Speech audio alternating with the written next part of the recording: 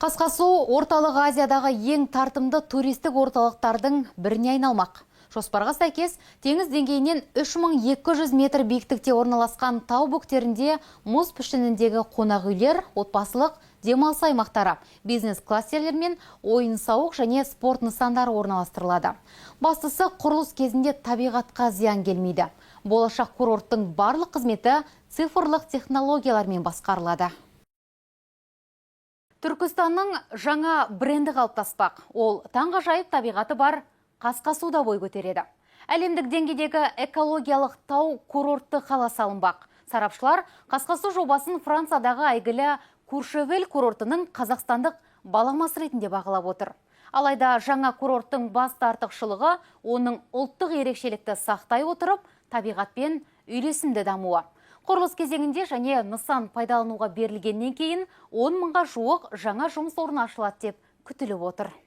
Облыс әкімі Нұралхан Көшеров тау туризмі мен курорттық инфрақұрылым саласындағы халықаралық жетекші компания басшылығымен кездесіп, Қасқасу тауларында жүзеге асырылатын бірегей демалыс аймағының тұжырымдамасын жан-жақты талқылады. Жобаның басты ерекшелігі құрылыс барысында табиғатқа зиян келтірмейтін, толықтай экологиялық таза технологиялар мен табиғи материалдарды пайдалану. Нысандардың басым бөлігі тас, ағаш және қоршаған ортамен үйлесетін өзге де табиғи материалдардан тұрғызылады.